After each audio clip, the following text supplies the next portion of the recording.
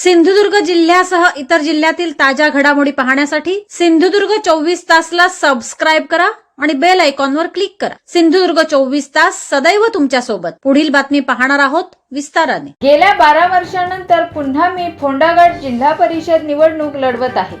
या निवडणुकीत धनशक्ती विरुद्ध जनशक्तीची लढाई आहे। या लढाईत जनता आपल्या पाठीशी आहे। मला संधी मिळाली तर या जिल्हा परिषद मध्ये काम उभं करत संधीचं सोनं करेन। मी काही ठेकेदारांसाठी निवडणुकीत उतरलेलो नाही।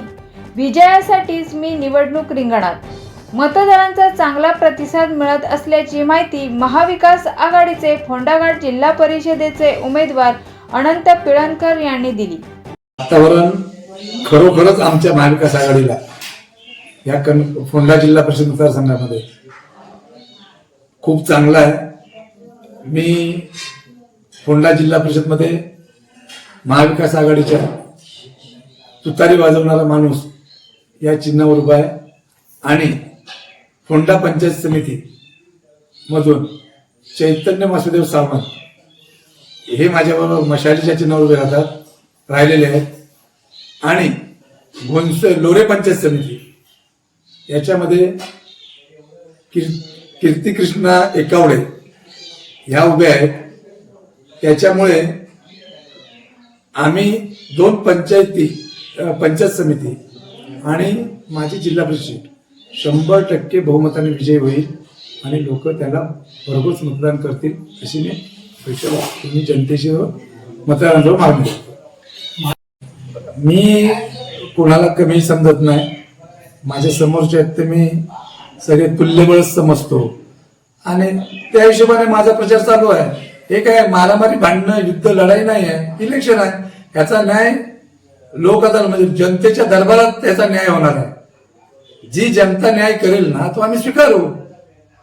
कोणीतरी काहीतरी बोललो म्हणून आमचं काय लोकमत कमी होणार नाही। त्यामुळे मी आता त्या विषयावर काहीच बोलणार नाही। माझा प्रचार चांगल्या पद्धतीने चालू आहे आणि मी 9 तारखेला या जनतेच्या दरबारातनं मला न्याय मिळेल आणि गुलाल माझाच असेल एवढं मी तुम्हाला सांगतो। फोंडा जिपमध्ये सगळेच महाविकास आघाडीचे पदाधिकारी एक दिलाने एक मताने आणि खूप चांगल्या पद्धतीने सगळेच कार्यकर्ते आमचे मग आमचे ज्येष्ठ नेते राष्ट्रवादीचे सुंदर पारकर गुरुजी आमच्या सरपंच पदाला इलेक्शन लढवलेल्या आणि 2 नंबरची मतं घेतलेले अवसरेताई कणकवली शिवसेना उभाटाचे तालुका अध्यक्ष माधवी दळवी, उपतालुका संजना कोलते, विभाग प्रमुख सिद्धेश राणे, आमचे राष्ट्रवादी शरद पक्षाचे विभाग प्रमुख रमेश राणे, प्रीतम राणे, आमचा उपतालुका राष्ट्रवादी तालुका महेश चव्हाण, विभाग प्रमुख कुर्लीगावचा उत्तम तेली, आमचा देवेंद्र या विधानसभा मतदारसंघाचा युवकचा तो अध्यक्ष आहे, त्याने चांगली प्रचारात आघाडी घेतली आहे। असे अनेक लोक सुरेश टक्के, संतोष टक्के अशा सगळ्या गाबू पटेल, अनिल पटेल या सगळ्या लोकांनी अशी प्रचाराला अशी आघाडी घेतलेली आहे आणि कोणाच्यातच काही दुमत नाही। त्यामुळे चांगला प्रचार आमचा झाला। सगळीकडनंच उत्स्फूर्तचा आम्हाला प्रतिसाद मिळतोय प्रचाराला। लोकांनाच नवीन उमेदवार हवा आहे, त्याच्यामुळे नवीन उमेदवाराला संधी देण्याचं लोकांनी ठरवलेलं आहे। मी ती काय टीका बिका असं मानत नाही। ते मोठे आहेत, ते सगळ्या लोकांवर टीका करतात, आपण काय त्या विषयावर बोलणार नाही। करू देत त्यांना टीका आणि करावी अशी माझी इच्छा आहे। पालकमंत्र्यांनीच माझ्या टीका केली पाहिजे। एक लक्षात घ्या, विजयासाठीच मी उभा राहिलेलो आहे। इलेक्शन काही सोपी गोष्ट नाही आहे।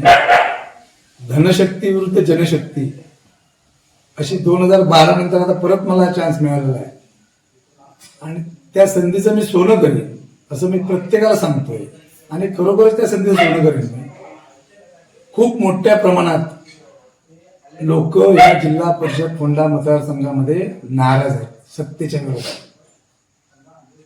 सत्ताधाऱ्यांनी इथे काहीच कामं केलेली नाहीये. हे वारंवार मी सांगतोय आणि बघतोय, मी स्वतः फिरतोय. गेले 20-22 दिवस मी या पूर्ण विभागामध्ये जिल्हा परिषद मतदान फिरतोय. कामं झालेली नाहीत असं लोक सांगतायत. त्याच्यामुळे हा माझा विषय नाही आहे. मला लोक सांगतात, मी ऐकतोय तर मी बोलतो. यात मी गुन्हेगार ठरू शकत नाही ना. माझा सगळ्यात महत्वाचा प्रश्न फोंड्यात शुद्ध पाणी देण्याचा आहे.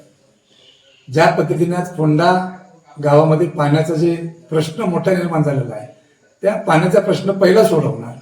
त्याच्यानंतर अनेक गोष्टी आहे. एखादं हॉस्पिटल, आपल्या फोंडा विभागामध्ये उपविभाग हॉस्पिटल नाही आहे कुठे. लोकांची गैरसोय आहे. काय झालं तर नाही तर बाबोळी, ओरोस नाही तर बांबोळी, नाही तर मग कोल्हापूर.